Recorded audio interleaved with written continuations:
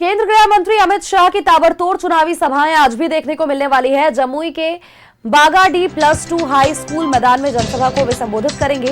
भागलपुर के पीरपैंती में अमित शाह की चुनावी सभा होने वाली है। भागलपुर के बेहपुर में अमित शाह चुनावी सभा करने वाले हैं। पूर्णिया के वीर कुंवर सिंह स्मारक से आस्था मंदिर तक रोड शो होने वाला है।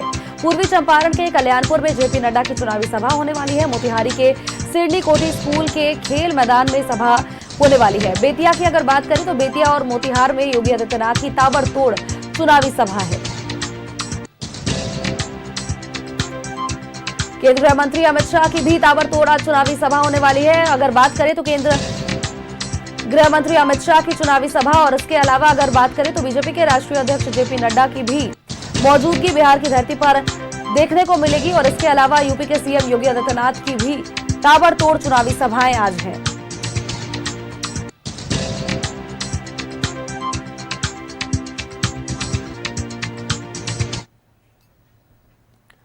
और खबर पर अपडेट्स के साथ सहयोगी आनंद हमारे साथ सीधे पटना से बने हुए हैं। आनंद का एक बार रुख कर लेते हैं।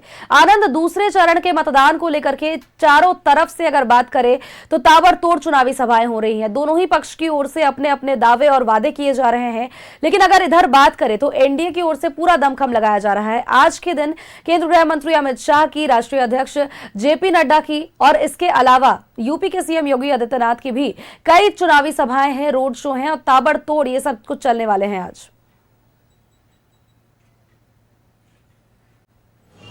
बिल्कुल आपने सही कहा। पहले चरण के खात्मे के बाद अब पूरा ध्यान सेकंड चरण के ऊपर हो चुका है और कहीं ना कहीं एनडीए और महागठबंधन दोनों ही ताकतें अपनी पूरी ताकत के साथ सेकंड फेज की चुनाव को लेकर फोकस कर रही है। और अगर बात की जाए सेकंड फेज का तो आज का दिन बहुत इंपॉर्टेंट है, क्योंकि आज के दिन की शुरुआत प्रधानमंत्री नरेंद्र मोदी की जनसभा से होगी। उसके बाद बीजेपी के चाणक्य अमित शाह का भी जनसभाएं हैं और बीजेपी के राष्ट्रीय अध्यक्ष जेपी नड्डा की तमाम जनसभाओं के बाद कई सुपरस्टार्स जैसे साफ तौर पर बोले चाहे पवन सिंह, उनकी भी जनसभाएं हैं। कई मुख्यमंत्री जिसमें योगी आदित्यनाथ होंगे, बाबूलाल मरांडी होंगे, कई नेताओं की एक के बाद एक जनसभाएं हैं जिसमें कोशिश ये की जाएगी कि जैसे फर्स्ट फेज में जो हमारे सूत्रों ने बताया कि बीजेपी इस चीज़ को लेकर कयास लगा रही है, क्योंकि कल शाम को भी एक बड़ी बैठक इसी प्रदेश ऑफिस में हुई थी जहां मैं मौजूद हूं, जहां खुद उसकी अध्यक्षता बीजेपी के चाणक्य अमित शाह ने की थी और कई बड़े नेता चाहे सम्राट चौधरी हो वो उस दौरान मौजूद रहे, विनोद तावड़े उस दौरान मौजूद रहे। तो उससे जो मंथन हुआ लगभग इस चीज़ निकल कर सामने आई है। हमारे सूत्रों ने बताया कि लगभग बीजेपी मान रही है कि पहले जो चरण है उसमें 80 से 82 सीटों पर बीजेपी जीत रही है और यही कारण है कि दूसरे फेज को लेकर भी अब बीजेपी अपनी पूरी ताकत के साथ उतरेगी। और मेरे पीछे आप देखिए एक कार्यक्रम है बीजेपी प्रदेश ऑफिस में, जहां पे एक 150 साल वंदे मातरम गाने की पूरे होने के चलते यहाँ मनाया जा रहा है और यूथ जो कि बिहार का यूथ है उसको यहाँ प्रदेश ऑफिस में बुलाया गया है। दरअसल अभी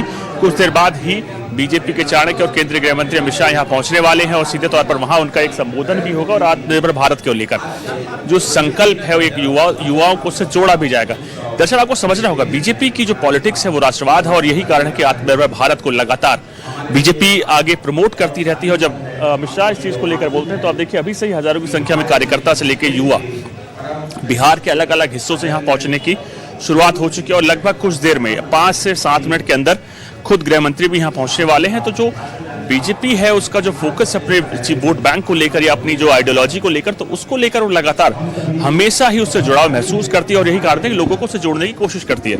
अब अगर बात किया सेकंड फेज की तो सेकंड फेज को भी लेकर तमाम बड़े नेताओं की, चाहे बीजेपी की हो चाहे महागठबंधन की हो, तो तैयारी अपनी पूरी ताकत के साथ दोनों ही गठबंधन कर रहा है। क्योंकि सेकंड फेज वो क्षेत्र है जहां अगर बात की सीमांचल में बीजेपी भी अपने जो स्टेप्स हैं यानी जो कैडर है उसको मजबूत करते हुए आगे बढ़ रही है। तो कहीं ना कहीं वो जो क्षेत्र है सीमांचल जो क्षेत्र है वो सीधे तौर पर महागठबंधन का क्षेत्र हुआ करता है, जिसको बीजेपी कोशिश ये कर रही है कि अब की बार उसके साथ जोड़ा जा सके। और यही कारण है कि यूथ को उससे फोकस किया जा रहा है, महिलाओं को उससे फोकस किया जा रहा है। क्योंकि महिलाओं को देखो, आपको समझना होगा केंद्र सरकार ने भी कई काम किए थे, उसका सीधे तौर पर असर अगर आप बिहार में देखें तो बीजेपी को ये उम्मीद है कि बिहार की महिलाएं भी इस बार उसको सपोर्ट करेंगी। और यही कारण है कि बीजेपी ने तमाम जो कल मंथन हुआ उसमें इस चीज निकलकर सामने आई, जो बीजेपी के नेता मान रहे हैं कि महिलाएं उसको सपोर्ट करेंगी इस बार।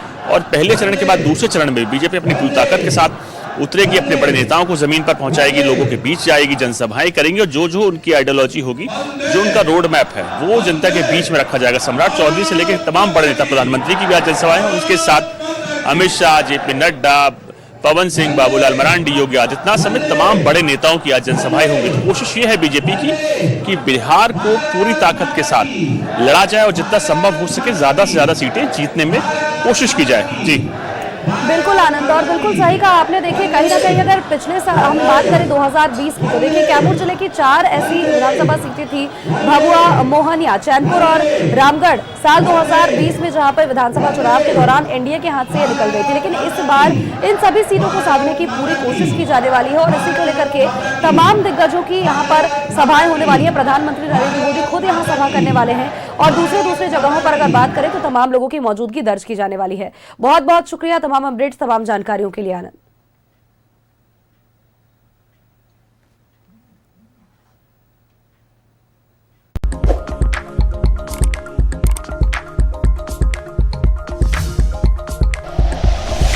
Like and share videos, subscribe करें हमारा चैनल और प्रेस करें बेल आइकॉन। न्यूज़ 11 भारत, सच है तो दिखेगा।